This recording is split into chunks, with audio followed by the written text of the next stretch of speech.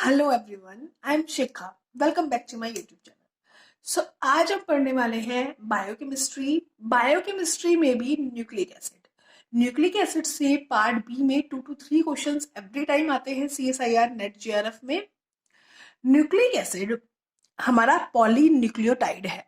Polynucleotide means वो nucleotide से बनता है, पॉलीमर है न्यूक्लियोटाइड का।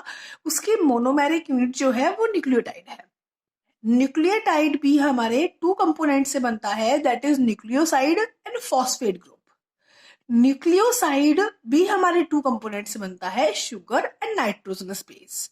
हम इन तीनों के रिगार्डिंग पढ़ेंगे। शुगर इफ हमारी डीऑक्सी राइबोस शुगर हो तो हमारा डीएनए होता है न्यूक्लिक एसिड। शुगर इफ हमारी राइबोस शुगर हो तो हमारा आरएनए होता है न्यूक्लिक एसिड। तो न्यूक्लिक एसिड हमारा डीएनए भी हो सकता है और आरएनए भी हो सकता है। डीएनए है तो वो सिंगल स्ट्रैंड होगा या डबल स्ट्रैंड होगा। आरएनए है तो वो जेनेटिक आरएनए होगा या नॉन जेनेटिक आरएनए होगा। जेनेटिक आरएनए जो है वो बहुत कॉमन नहीं होता, बहुत रेयर होता है। जेनेटिक मटेरियल ऑलवेज डीएनए होता है। बहुत रेयर केसेस में जेनेटिक मटेरियल आरएनए होता है। कुछ वायरस हो गए, कुछ विरियोइड्स हो गए, उनके केसेस में ही जेनेटिक आरएनए होता है। अदरवाइज आरएनए नॉन जेनेटिक की तरह बिहेव करता है, नॉन जेनेटिक आरएनए होता है। नॉन जेनेटिक आरएनए भी हमारे 2 टाइप्स के होते हैं। उसमें हमारा वो कोडिंग आरएनए भी हो सकता है, नॉन कोडिंग आरएनए भी हो सकता है। कोडिंग आरएनए मीन्स वो हमारा mRNA है, बिकॉज वो कोड कर रहा है अमाइनो एसिड्स को आगे, इसलिए वो हमारा mRNA है। नॉन कोडिंग आरएनए हमारे 2 टाइप्स के हो सकते हैं, catalytic RNA, non catalytic RNA. Catalytic RNA means ribozymes, because ऐसे आरएनए जो कैटलिस्ट की तरह बिहेव करते हैं, ये हम एंजाइम के चैप्टर में पढ़ेंगे, these are ribozymes. Non catalytic RNA short non coding हो सकता है, लॉन्ग नॉन कोडिंग हो सकता है। शॉर्ट है, इट मीन्स उसमें न्यूक्लियोटाइड लेस देन 200% है। टीआरएनए में लेस देन 200 न्यूक्लियोटाइड प्रेजेंट होते हैं और वो नॉन कैटालिटिक है, इसलिए उसको शॉर्ट नॉन कोडिंग आरएनए बोला। Long non coding RNA rRNA, जिसमें न्यूक्लियोटाइड्स 200 से ज्यादा प्रेजेंट हो। तो हमारा न्यूक्लिक एसिड 2 टाइप्स के होते हैं, DNA and RNA. And nucleic acid हमारा न्यूक्लियोटाइड से बनता है एंड न्यूक्लियोटाइड हमारा 3 कंपोनेंट से बनता है, that is sugar, nitrogen base and phosphate. So हम पहले फर्स्ट डिस्कस करेंगे शुगर के रिगार्डिंग, देन नाइट्रोजन बेसिस के रिगार्डिंग एंड देन फॉस्फेट के रिगार्डिंग। शुगर शुगर हमारा राइबोस भी हो सकती है, डीऑक्सीराइबोस भी हो सकती है। राइबोस हमारा आरएनए के केस में होती है, डीऑक्सीराइबोस हमारा डीएनए के केस में होती है। शुगर हमारी साइक्लिक फॉर्म में होती है, साइक्लिक में भी फ्यूरान साइक्लिक होता है। 2 टाइप की साइक्लिक फॉर्म होती है हमारी, या तो साइक्लिक फॉर्म हमारी पायरान होगी या फ्यूरान होगी। अब ये दोनों क्या होती है? इस टाइप की साइक्लिक फॉर्म को हम फ्यूरान बोलते हैं एंड इस टाइप की साइक्लिक फॉर्म को हम पायरान बोलते हैं। जो फ्यूरान है हमारी, वो होती है हमारी न्यूक्लियोटाइड की शुगर में फ्यूरान होती है। फ्यूरान कैसी होती है? उनमें मेंबर्स कितने होते हैं? 1 2 3 4 5 मेंबर रिंग होती है एंड 4 कार्बन रिंग होती है। बट पायरान जो होती है वो 6 मेंबर रिंग होती है एंड 5 कार्बन रिंग होती है। तो हमारी 2 टाइप की साइक्लिक फॉर्म हो सकती है, या तो फ्यूरान या पायरान। सो जो हमारे न्यूक्लियोटाइड में प्रेजेंट है वो हमारी है फ्यूरान, इसलिए हम इनके शुगर को फ्यूरेनोस भी बोलते हैं। पेंटोस होती है, एल्डोज होती है। एल्डोज हमारे वो शुगर होती हैं जिनमें कार्बोनिल ग्रुप होता है।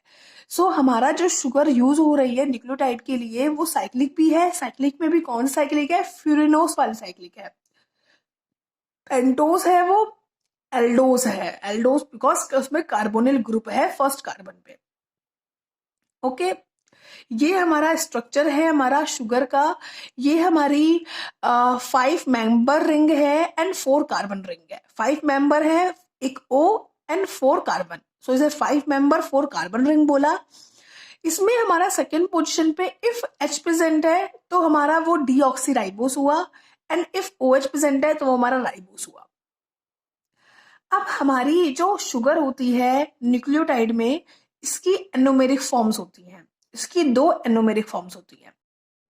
एनोमेरिक फॉर्म्स क्या होती हैं? एनोमेरिक फॉर्म्स हमारी वो एपिमर्स होते हैं जिनका एनोमेरिक कार्बन, फर्स्ट कार्बन की कॉन्फ़िगरेशन अपोजिट होती है। फर्स्ट कार्बन में जो ग्रुप प्रेजेंट है वो कंप्लीटली अपोजिट प्रेजेंट होता है। इन दोनों फॉर्म्स को बोलते हैं anomeric forms.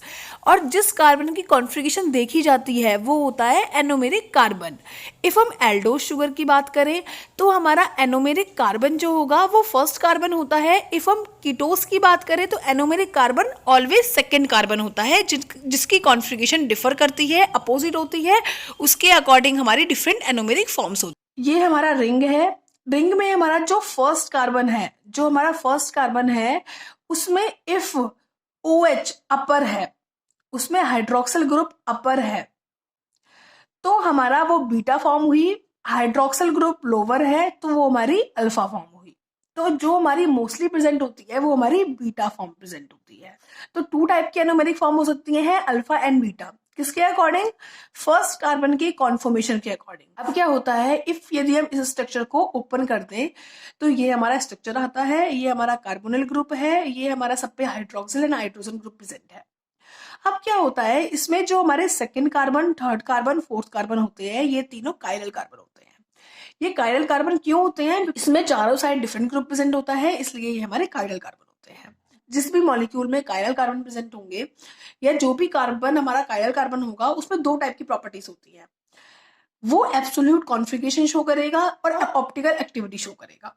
Absolute configuration means उसका जो लास्ट कायरल कार्बन होगा उसकी कॉन्फॉर्मेशन के अकॉर्डिंग 2 टाइप की कॉन्फ़िगरेशन शो करेगा। उसकी कॉन्फॉर्मेशन के अकॉर्डिंग 2 टाइप की कॉन्फ़िगरेशन शो करेगा, डी एंड एल। डी कब? जब जो लास्ट कायरल कार्बन है उसका hydroxyl group right side present है, तो ये हमारा डी कॉन्फॉर्मेशन हो गई।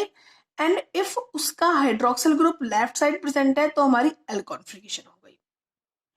तो हमारा जब भी कायरल कार्बन प्रेजेंट होता है किसी भी मॉलिक्यूल में, तो हमें उसका लास्ट कायरल कार्बन देखना चाहिए। लास्ट कायरल कार्बन में जो भी हमारा ग्रुप है मेन, इफ वो ग्रुप हमारा राइट साइड प्रेजेंट है तो डी फॉर्म हो गई, लेफ्ट साइड प्रेजेंट है तो एल फॉर्म हो गई। सेम हमारा अमाइनो एसिड्स में भी होता है, बिकॉज अमाइनो एसिड्स में हमारा कायरल कार्बन होता है। कायरल कार्बन की कॉन्फ़िगरेशन अमीनो ग्रुप से देखते हैं। तो ये हमारी 2 एब्सोल्यूट कॉन्फ़िगरेशन होती हैं, डी एंड एल। कोई भी कायरल कार्बन होगा उसकी 2 प्रॉपर्टीज होती हैं, एक तो वो एब्सोल्यूट कॉन्फ़िगरेशन शो करता है, सेकंड प्रॉपर्टी ये होती है कि वो ऑप्टिकल एक्टिविटी शो करता है। ऑप्टिकल एक्टिविटी क्या होती है? ऑप्टिकल एक्टिविटी हमारी होती है कि शुगर मॉलिक्यूल ऑप्टिकल एक्टिव है। इट मीन्स वो प्लेन पोलराइज्ड लाइट को रोटेट कर सकता है। इफ कोई लाइट है वो हमारी प्लेन पोलराइज्ड है, तो यदि वो उस सॉल्यूशन से पास होगी तो प्लेन पोलराइज्ड लाइट क्या हो जाएगी? रोटेट कर जाएगी। चाहे तो वो राइट क्लॉकवाइज रोटेट करेगी या वो हमारी एंटी क्लॉकवाइज रोटेट करेगी। इफ वो क्लॉकवाइज रोटेट कर रही है तो हमारी इस प्रॉपर्टी को बोलते हैं हमारा डेक्स्ट्रो रोटेटरी, डी पॉजिटिव। ये कैपिटल डी था, ये स्मॉल डी है, डी पॉजिटिव। इफ वो लेफ्ट साइड रोटेट कर रही है, इफ वो एंटी क्लॉकवाइज रोटेट कर रही है, तो इसको बोलते हैं हमारा लीवो रोटेटरी और एल नेगेटिव। तो हमारा किसी भी मॉलिक्यूल में, ये सिर्फ शुगर की ही बात नहीं है, किसी भी मॉलिक्यूल में हमारा कायरल कार्बन होगा तो ये कायरल कार्बन जब भी होते हैं तो ये 2 टाइप की प्रॉपर्टीज को शो करते हैं, absolute configuration and optical activity. अब क्या होता है, शुगर मॉलिक्यूल पोलर होता है बिकॉज उसका डाइपोल मोमेंट 0 नहीं होता। डाइपोल मोमेंट 0 नहीं है तो वो पोलैरिटी शो करता है। हाइड्रोफिलिक होता है बिकॉज वो हाइड्रोजन बॉन्ड बनाता है वाटर के साथ। ओके, नॉन प्लेनर होता है। नॉन प्लेनर मीन्स वो पूरा शुगर मॉलिक्यूल एक प्लेन में नहीं आता, 3D टाइप का होता है। नॉन प्लेनर होता है। इफ हम इसकी 3D इमेज देखें तो ये पूरा जो मॉलिक्यूल है, शुगर मॉलिक्यूल, ये एक प्लेन पे नहीं आएगा, इसका कोई ना कोई कार्बन डिफरेंट प्लेन पे होगा। इसके सारे जो कार्बन है वो हमारे सेम प्लेन पे नहीं होंगे, एक ना एक कार्बन डिफरेंट प्लेन पे होगा। 5 कार्बन रिंग है, 5 कार्बन प्रेजेंट है इसमें, 5 में से कोई ना कोई एक कार्बन क्या होगा? फाइव में से कोई ना कोई एक कार्बन हमारा डिफरेंट प्लेन पे होगा। ओके, डिफरेंट प्लेन पे मतलब उसका कोई और प्लेन होगा। 3D उसमें देखें तो हमें समझ आ जाएगा कि वो दूसरे प्लेन में प्रेजेंट है, अपर या लोअर प्रेजेंट होगा। ओके, तो हमारे नॉन प्लेनर टू टाइप्स के होते हैं, envelope and twisted. If one carbon out of plane होता है, सारे के सारे कार्बन एक प्लेन पे प्रेजेंट है, हमारा एक कार्बन आउट ऑफ प्लेन है कोई भी, तो हमारा वो एनवलप होता है। और कोई two carbon out of plane present है तो ट्विस्टेड फॉर्म होती है। एनवलप फॉर्म हमारी 2' में हो सकती है, 3' में हो सकती है। It means 2' out of plane हो सकता है, 3' आउट ऑफ प्लेन हो सकता है। 2' हमारा 2' एक्सो हो सकता है, 2' एंडो हो सकता है। एक्सो हम यूज करते हैं लोअर के लिए। इट मीन्स ये पूरा का पूरा मॉलिक्यूल है, ये जो सेकेंड कार्बन प्रेजेंट होगा ये लोअर प्रेजेंट होगा, इफ हम इसकी 3D कॉन्फॉर्मेशन देखें तो। ओके, 2' एक्सो होगा, या तो 2' वाला कार्बन जो होगा वो लोअर प्रेजेंट होगा, सारे प्लेन से लोअर प्रेजेंट होगा, या वो अपर प्रेजेंट होगा, 2' एंडो प्रेजेंट होगा। क्योंकि एक कार्बन आउट ऑफ प्लेन है एनवलप के केस में, या तो वो 2' होगा 2' में भी, या तो वो 2' एक्सो होगा या 2' एंडो होगा, या 3' होगा 3' में भी 3' एक्सो होगा 3' एंडो होगा। इफ ट्विस्टेड है तो ट्विस्टेड में 2' और 3' कभी दोनों एंडो नहीं हो सकते, कभी दोनों एक्सो नहीं हो सकते, स्टेरिक हिंड्रेंस की वजह से। इसलिए हमारा 2' एंडो या 3' एक्सो होगा, 2' एंडो 3' एक्सो कंडीशन होगी, या फिर हमारा 2' एक्सो एंड 3' एंडो कंडीशन होगी। एक हमारा अपर प्रेजेंट होगा तो हमारा एक लोअर प्रेजेंट होगा। 2' जो है हमारा वो एंडो मतलब वो हमारा अपर प्रेजेंट है, तो हमारा 3' लोअर प्रेजेंट होगा। इफ हमारा 2' लोअर प्रेजेंट है तो 3' अपर प्रेजेंट होगा। तो जो शुगर मॉलिक्यूल होता है वो नॉन प्लेनर होता है, इसी को हम शुगर पकरिंग भी बोलते हैं, क्योंकि शुगर मॉलिक्यूल्स में नॉन प्लेनर होता है। तो ये कुछ प्रॉपर्टीज थी शुगर मॉलिक्यूल से जिनसे क्वेश्चन आ जाता है CSIR में। ये हमारा फर्स्ट कंपोनेंट था न्यूक्लियोटाइड का, शुगर। अब नेक्स्ट आता है हमारा नाइट्रोजनस बेस। सो नेक्स्ट देखते हैं नाइट्रोजनस बेस को। नाइट्रोजनस बेस हमारे हेट्रोसाइक्लिक होते हैं। हेट्रोसाइक्लिक क्यों? बिकॉज उसमें हाइड्रोजन भी है, नाइट्रोजन भी है, कार्बन भी है। एरोमेटिक रिंग प्रेजेंट होती है, प्लेनर होते हैं। जो नाइट्रोजनस बेसिस की प्रॉपर्टीज है वो शुगर से बिल्कुल अपोजिट है, बहुत सारी प्रॉपर्टीज। जैसे शुगर नॉन प्लेनर था तो ये प्लेनर है, ये इस चीज से आप माइंड में रख सकते हैं इसको। शुगर पोलर था तो ये नॉन पोलर है। ओके, इसमें एरोमेटिक रिंग होती है, ये हेट्रोसाइक्लिक होता है। ये एब्जॉर्बेंस, ऑब्वियसली एरोमेटिक रिंग है तो ये एब्जॉर्बेंस शो करेगा, एब्जॉर्बेंस शो करता है 260 नैनोमीटर पर। ओके, अब नाइट्रोजनस बेसिस टू टाइप्स के होते हैं, प्यूरिन्स, प्रिमिडीन्स। इफ 9 मेंबर रिंग है तो वो हमारा प्यूरिन हुआ, इफ हमारी 6 मेंबर रिंग है तो वो प्रिमिडीन हुआ। 9 मेंबर रिंग हमारी ये प्रेजेंट होती है एंड 6 मेंबर रिंग हमारी ये प्रेजेंट होती है। 9 मेंबर रिंग की इफ हम नंबरिंग करें तो एंटी क्लॉकवाइज करते हैं, एंड 6 मेंबर की करें तो क्लॉकवाइज करते हैं। एंटी क्लॉकवाइज कैसे?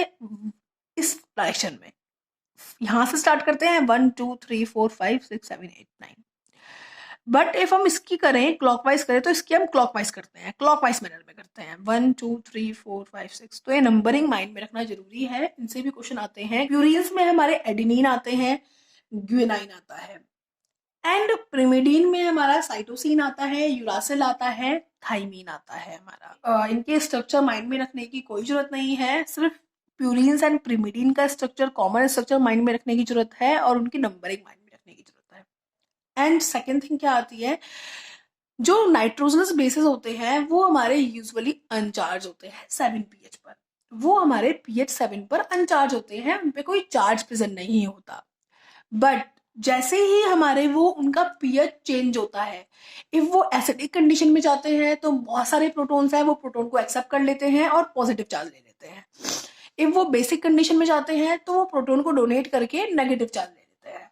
सो इनका जो अनचार्ज कंडीशन है कि इन पे चार्ज नहीं होता, वो सिर्फ pH 7 पे नहीं होता, अदरवाइज ये चार्ज होते हैं डिफरेंट pH पे। एसिडिक pH पे हमारे ये पॉजिटिव चार्ज ले लेंगे प्रोटॉन को एक्सेप्ट करके, एंड बेसिक pH पे ये हमारे प्रोटॉन को डोनेट करके नेगेटिव चार्ज ले लेंगे। अब ये प्रोटॉन को जो एक्सेप्ट करते हैं वो कौन सी पोजीशन पे सबसे पहले एक्सेप्ट करते हैं? कोई भी मॉलिक्यूल है वो हमारा प्रोटॉन को कौन सी पोजीशन पे सबसे पहले एक्सेप्ट करे, जो पोजीशन उसकी सबसे ज्यादा बेसिक होगी वहां पे वो प्रोटॉन को सबसे पहले एक्सेप्ट करेगा। सो इसके रिगार्डिंग क्वेश्चन ये साइड में आता है कि इफ प्रोटोनेशन हुआ तो कौन सी पोजीशन पे सबसे पहले वो एक्सेप्ट करेगा प्रोटोन को। तो एडेनिन जो है वो नाइट्रोजन फर्स्ट पे एक्सेप्ट करता है प्रोटोन को, नाइट्रोजन फर्स्ट पे। ग्वेनिन जो है वो नाइट्रोजन 7 पे करता है सबसे पहले एक्सेप्ट प्रोटोन को, सबसे पहले प्रोटोन को लेता है नाइट्रोजन 7 पे। साइटोसिन जो है वो नाइट्रोजन 3rd पे सबसे पहले एक्सेप्ट करता है। थाइमीन जो है हमारा वो सबसे पहले एक्सेप्ट करता है हमारा कार्बन 4 पर। यूरासिल भी कार्बन 4 पर सबसे पहले प्रोटोनेशन करता है। सो ये हमारे इनको माइंड में रखना है कि हमारे कौन से पोजीशन पर सबसे पहले प्रोटोनेशन हो रहा है। अब क्या आता है हमारा टॉटोमेरिक फॉर्म। टॉटोमेरिक फॉर्म क्या होती है? ये हमारी वो आइसोमर्स हैं, ये हमारे वो एपीमर्स हैं जो हमारे प्रोटोन की पोजीशन चेंज करके, जो हमारे हाइड्रोजन की पोजीशन चेंज करके बनते हैं। इट मीन्स ऐसे मॉलिक्यूल जिनमें हाइड्रोजन की पोजीशन चेंज हो जाए, प्रोटोन की पोजीशन चेंज हो जाए, हमारी H पॉजिटिव की एक पोजीशन चेंज होने की वजह से हमारी डिफरेंट फॉर्म डेवलप हो जाती है, उसको बोलते हैं टॉटोमेरिक फॉर्म। टॉटोमेरिक फॉर्म में से हमारी कॉमन फॉर्म होती है जो ऑलवेज हम उसकी फॉर्म देखते हैं, बट ऐसी बात नहीं है कि उसकी दूसरी फॉर्म एग्जिस्ट नहीं करती, उसकी एक रेयर फॉर्म भी एग्जिस्ट करती है। वो रेयर फॉर्म कैसे बनती है? जब उसमें कोई ना कोई प्रोटोन की पोजीशन कॉमन फॉर्म में चेंज हुई होती है, तो उससे वो रेयर फॉर्म बन जाती है, बट वो अनस्टेबल होती है, कम पाई जाती है, इसलिए हमें उसके बारे में पता नहीं होता। तो हमारी नाइट्रोजनस बेसिस की टॉटोमेरिक फॉर्म होती है। अब टोटोमेरिक फॉर्म बनती कैसे है? नाइट्रोजनस बेसिस में हमारे एक तो अमीनो ग्रुप है, एक कीटो ग्रुप है। अमीनो ग्रुप जो है अपना हाइड्रोजन लूज कर देता है तो इमीनो बन जाता है। तो जिसमें अमीनो होगा वो हमारी उसकी कॉमन फॉर्म है, और जिसमें इमीनो है वो हमारी उसकी रेयर फॉर्म है। ऐसे ही हमारा कीटो प्रेजेंट होता है, कीटो की जगह एक हाइड्रोजन लेके वो इनॉल बन जाता है। तो ये हमारी दो टाइप की फॉर्म्स होती हैं हमारी। जैसे एडिनिन है, एडिनिन की कॉमन फॉर्म क्या है? एडिनिन की कॉमन फॉर्म है कि उसमें हमारा इस पोजीशन पर NH2 प्रेजेंट है, अमीनो प्रेजेंट है, बट इफ वो अमीनो NH में कन्वर्ट हो गया, इमीनो में कन्वर्ट हो गया, तो हमारी वो उसकी दूसरी टॉटोमेरिक फॉर्म हो गई। यहाँ पे हमारा NH2 की जगह NH प्रेजेंट हो गया। तो ग्वेनिन में हमारा कीटो प्रेजेंट है, कीटो की जगह यदि वो इनॉल हो गया, उसने COH बना लिया, तो ये उसकी रेयर फॉर्म हो गई, टोटोमेरिक फॉर्म हो गई। ऐसे ही साइटोसिन में भी हमारी अमीनो की जगह इमीनो बना लेता है तो टोटोमेरिक फॉर्म बन जाती है। थाइमीन में भी हमारा कीटो की जगह इनॉल बना लेता है तो हमारी टोटोमेरिक फॉर्म बन जाती है। टोटोमेरिक फॉर्म जो जब भी बनती है तो हमारा वो अपनी जो पेयरिंग पोटेंशियल होता है उसको चेंज कर लेती है। जैसे कि हमारा एडिनिन जो है वो ऑलवेज हमारा थाइमीन से हमारा बॉन्ड बनाता है, एडिनिन और थाइमीन का ऑलवेज बॉन्ड बनता है। साइटोसिन का एंड ग्वानिन का ऑलवेज बॉन्ड बनता है। एडिनिन का और थाइमीन का बॉन्ड बनता है, साइटोसिन का और ग्वानिन का बॉन्ड बनता है। बट जब हमारा वो टोटोमेरिक फॉर्म में आ जाता है, एडिनिन में हमारा अमीनो की जगह इमीनो आ गया, तो अब वो थाइमीन के साथ बॉन्ड नहीं बनाएगा क्योंकि उसका पेयरिंग पोटेंशियल चेंज हो गया है। तो अब वो किसके साथ बॉन्ड बनाएगा? अब वो ग्वानिन के साथ तो बना नहीं सकता, बिकॉज कभी भी दो प्यूरिन प्यूरिन बॉन्ड नहीं बनाती, दो प्रीमिडीन प्रीमिडीन बॉन्ड नहीं बनाती। तो वो किसके साथ बॉन्ड बनाएगा? साइटोसिन के साथ। एडिनिन जो है वो अमीनो फॉर्म में किसके साथ बॉन्ड बनाता था? ए ऑलवेज टी के साथ बॉन्ड बनाता था, बट जैसे ही उसकी रेयर फॉर्म आई, एडिनिन ने साइटोसिन के साथ बॉन्ड बनाया। ऐसे ग्वेनिन जो है वो कीटो फॉर्म में तो हमारा ग्वेनिन ऑलवेज सी के साथ बॉन्ड बनाता था, बट जैसे ही इनॉल कंडीशन आई तो हमारा ग्वेनिन जो है वो हमारा सी के साथ बनाता था, पर ग्वेनिन एडिनिन के साथ तो बना नहीं सकता, तो ग्वेनिन अब किसके साथ बनाएगा? टी के साथ बॉन्ड बनाएगा। तो ग्वेनिन हमारा यहाँ पे टी के साथ बॉन्ड बनाता है। सी जो है वो हमारा किसके साथ बनाता था? सी भी जी के साथ बनाता था, पर जैसे ही कंडीशन चेंज हुई हमारा साइटोसिन ने किसके साथ बनाया? एडिनिन के साथ बॉन्ड बनाया। थाइमिडीन जो है हमारा, थाइमीन जो है हमारा वो ऑलवेज एडिनिन के साथ बॉन्ड बनाता था, बट जैसे ही कंडीशन चेंज हुई हमारी, थाइमीन ने किसके साथ बॉन्ड बनाया?